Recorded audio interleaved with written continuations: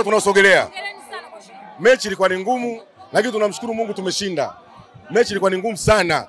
Ni mechi ambayo Mashujaa walikuja kwa plani ya kutumaliza, ya kupata sare, lakini tunamshukuru Mungu tumepata ushindi siku ya leo. Lakini mechi ilikuwa ni ngumu mno. Ngumu ilikuwa wapi wakati timu ambayo inakwenda kucheza nayo sio kama level moja na timu ya Simba? Ugumu umekuja, Mashujaa wamejiandaa. Kila timu ambayo mida hii, kila timu iliyoko ligi kuu mida hii, kila timu iliyoko ligi kuu sasa hivi kila timu ni ngumu. Maana sasa hivi kuna wengine wanaogopa kushuka daraja, wengine wanataka kumaintain kubaki kwenye ligi, na wengine wanataka wawe mwaka kesho waendelee kuendelea na ligi yetu. Kwa hiyo mechi ilikuwa ni ngumu sana. Tunashukuru leo wachezaji wamejituma mpaka dakika ya mwisho bila kukata tamaa, na tumeweza kupata ushindi siku ya leo. Mchungaji, leo umekuwa na sintofahamu nyingi sana. Tumeona kwenye kipindi cha kwanza mmeweza kuruhusu goli, mmeshindwa kuchomoa kufikisha kulevel scoreboard, lakini kipindi cha pili tumeona mmepata penalti, lakini pia mmepata penalti kwa mikodi miwili ya penalti mpaka mmepelekea kupata ushindi. Pengine shida ilikuwa wapi? Shida kubwa leo ilikuwa hivi, walijaribu kubloku ili maforward wetu wasiweze kufunga, na kweli walifanikiwa kubloku. Kwa hiyo mbinu iliyotumika zaidi siku hii ya leo ni kujaribu kulazimisha kuingia kwenye box. Kwa hiyo kulazimisha lazima atakuatoa kwenye box, ndio maana leo zimepatikana penalti mbili. Ni mechi ambayo ilikuwa ni ngumu. Katika mechi za ligi kuu ambayo nimeona ni ngumu ni ile ilikuwa ya kwao na hii ya Dar es Salaam. Na sijajua kwa nini mechi za Simba zinakuwa ngumu kucheza na Mashujaa. Ile ukicheza na Yanga wanawazawadia mpaka magoli 5. Ila Simba ukicheza nao mechi zetu zinakuwa ngumu sana. Kwa hiyo mechi hii ya leo tumeshindwa kwa ubora. Ni mechi ilikuwa ngumu, lakini tumeshindwa kwa ubora. Tunamshukuru Mungu sana kupata ushindi siku hii ya leo. Mchungaji, milioni 100 zimewekwa mezani kwa Mashujaa kama watapata ushindi, lakini sare wamewekewa milioni 50. Umeona hiki pia kimechangia huu ugumu wa mchezo leo? Ukishawaahidi watu sio wanajituma. Ile hela ndio wamesababisha leo akajituma kupita kiasi. Leo wamejituma, imefikia hatua mpaka kipa akapewa kadi nyekundu kwa ajili ya kuchelewesha muda. Ameingia hata huyu hapa alikuwa ni mchezaji, lakini bado aliweza kutuzuia. Kwa hiyo mechi ya leo ilikuwa ni ngumu kwa upande wa Simba. Simba leo amecheza mpaka dakika za mwisho kwa kutokata tamaa. Wachezaji wamecheza kwa kukata tamaa, kwa kutuangalia muda. Na hii Simba nimeiona kuna mechi nyingi sana ambazo Simba imepata matokeo kwa kutokata tamaa. Leo hawajakata tamaa na wamecheza mpaka tone la mwisho na tumeweza kupata ushindi siku hii ya leo. Kwa hiyo matumaini ya kuchukua ubingwa yako pale pale. Ukiangalia kikosi, mabadiliko makubwa sana yamefanyika leo, na dakika 45 za kwanza mnaenda mapumziko mkiwa nyuma ya bao moja mbele ya Mashujaa. Wachezaji ambao wamepata nafasi wameshindwa kutoa kile kocha ambacho alikihitaji kwenye mchezo wa leo. Ukiangalia leo mwalimu alijaribu kupumzisha wachezaji kadhaa. Mbona kama Ngoma leo hajacheza, Kapombe kaingia kipindi cha pili, Shabalala kaingia kipindi cha pili, lakini ni mechi kwa ujumla ni kwamba wachezaji wengi leo walipumzishwa kwa sababu ya ile kuogopa watakuja kuumia. Maana sisi tuna jukumu kubwa sana la kitaifa.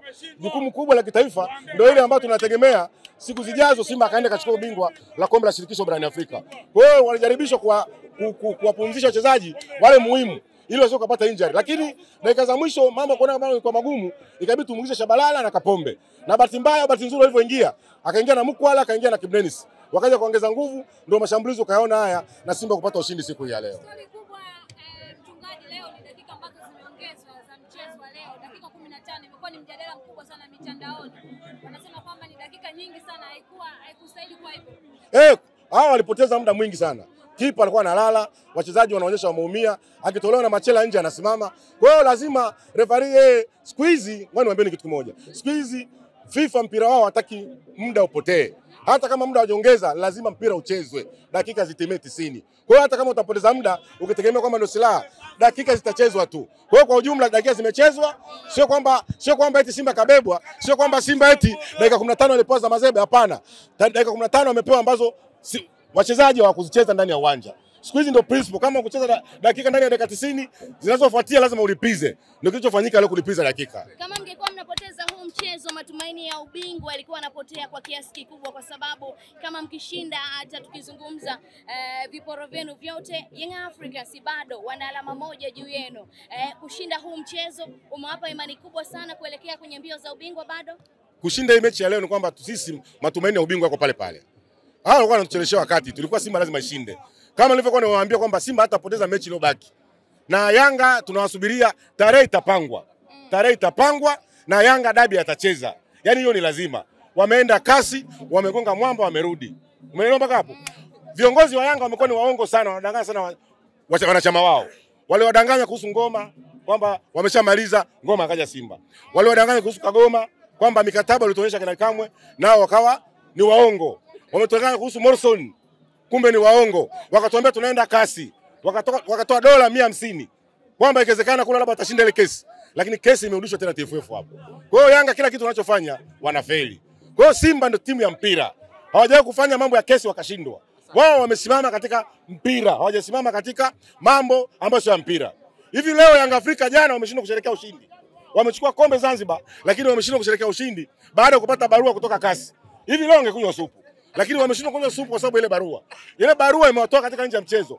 Kwamba dabi sasa hivi TFF muda wote bodi itapanga siku ya dabi. Kwa hiyo Yanga Afrika wakae sawa, waje wamkabe Mpanzu.